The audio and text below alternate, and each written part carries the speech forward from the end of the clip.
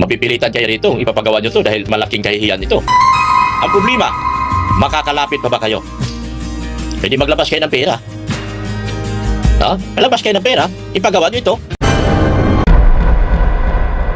Ayan, grabe, antindi mo, Mang Iking. Wow naman, asa ka pa, pambihira talaga. Ayan, grabe guys, mga kalingap, kawawang Mang Iking. Sumusobra na, tulong ng kalingap, inaasahan pa. Ayan guys, mga kalingap, grabe, diba? Ayan guys, yung mainit-init na laman ng utak ni Mang Iking na atin pong mainit na pag-uusapan. Kaya wag po kayong aalis, sabay-sabay po natin itong talakayin, mga bagong updates na naglalaman sa utak ni Mang Iking na gustong mangyari. Pero bago po tayo magtuloy-tuloy, wag nyo pong kalilimutang suportahan ito pong ating munting channel, mag-subscribe, like and share my videos. At syempre, wag din po nating kalilimutang suportahan si Kuya Bal Santos Matubang at si Kalinga Prab. And mega love shoutout po sa ating pong mga minamahal na viewers and subscribers. At sa lahat po ng mga Kalinga Reactor. Ayan, tuloy-tuloy na po tayo sa ating mainit-init na updates. Ito nga po guys, mga Kalingap, yung patungkol sa mga wala ng tigil. Kung saan nga po si Mang Iking ay wala ng tigil. Kumuda na lang ng kumuda sa mga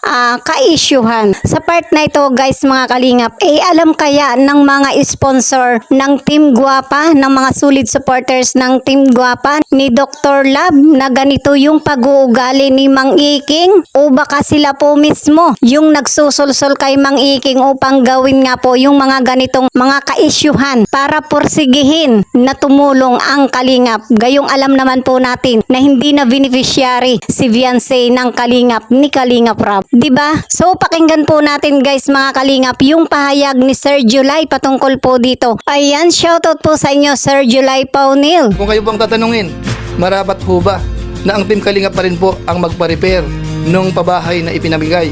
Ayan, grabe, diba? Nararapat pa ba na ang Kalingap ang magpa-repair ng pabahay na ipinamigay? Ayan, kung kayo po ay may mga komento patungkol po dito sa mga gustong mangyari ni Mang Iking, i-comment nyo lang po yan dito sa ating comment section. Pero para sa akin guys, mga Kalingap, kung ako nga po yung tatanungin, kung nararapat pa ba na i-repair ng Kalingap yung mga damage ng lindol sa bahay nila fiancé, para sa akin po guys, mga Kalingap, ay talagang hindi na po dapat at hindi na po nararapat na ayusin pa. Pagkatapos ng lahat, ito pa ba yung mukha na ihaharap nila para porsigihin ang Kalingap na tulungan na ipa-repair yung bahay nila fiancé sa Ninang Lindol? Aba, kumilos naman po sila. Nasaan na yung cash money na nagiging pera po ni fiancé mula sa mga sponsor ng Team Guapa? At syempre, yung pong kinita niya sa kanyang pagiging velvet box. Dito may kinita din po siya, di ba? At syempre dun po sa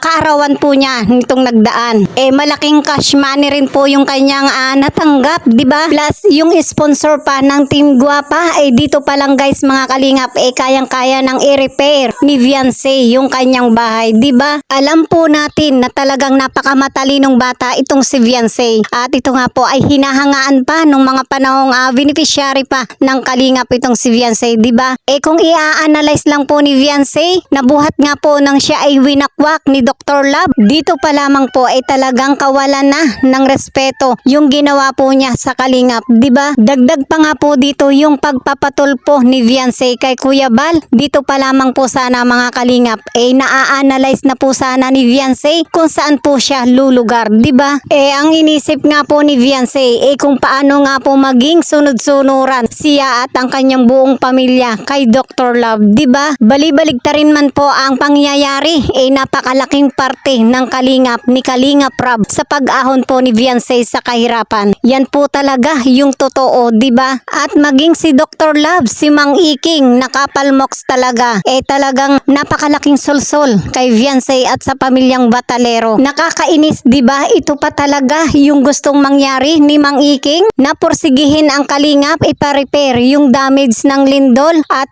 kung hindi nga po ito ipagagawa, ipare-repair, Napakalaki daw pong kahihiyan ito para sa Kalingap. Abay, grabe ka naman, Mang Iking. Magaling kang kumuda ng kumuda. Wala ka naman sa gawa, di ba? Kalingap pa po ba talaga ang malalagay sa kahihiyan? Matapos ang lahat na mabigyan ng napakaganda at napakalaking pabahay. Andyan na rin po yung scholarship, financial assistance. Ayan, ito pa po ba yung magiging kahihinatnan ng mga pagtulong po ng Kalingap sa kanyang dating beneficiaryong si Viancy?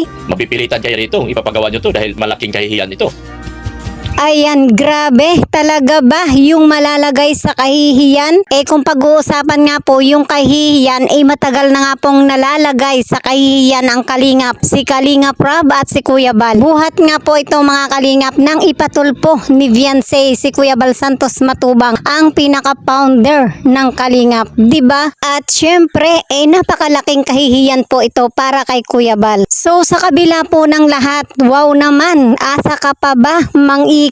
Aba, talaga naman pong kapalmoks na, sobra na. Tulong ng Kalingap talaga naman pong inaasahan pa. Ang problema, makakalapit pa ba kayo?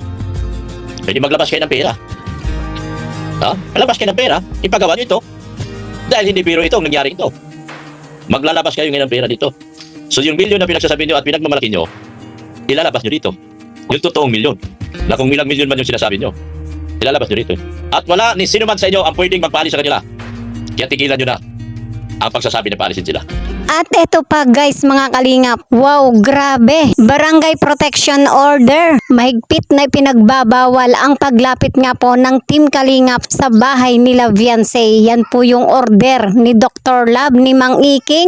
Talaga naman pong napakatindi yung gusto pong mangyari ni Mang Iking. Hanggang saan po kaya dadalhin si Mang Iking sa kanyang sariling laban, sa kanyang panggagamit kay Viancy sa pamilyang Batalero, na kung gusto nga po ng katahimikan nila Viancy ng pamilya po nito, ditigilan na yung kanyang ka-issuehan. Kung kaya nga po ito yung ginagamit ng ilang mga reaktor, nabibigyan ng daan yung kanilang mga ka-issuehan upang i-social media. So napakalayo pa sa sikat ng araw yung hinahanap nga pong katahimikan na gusto po nilang mangyari. Kung patuloy nga po na laging ganito yung ginagawa nga po ni Dr. Love, talagang wala, napakalayo, hindi nga po makakamtan yung katahimikang hinahanap. Diba? Ibabala na 500 meters away.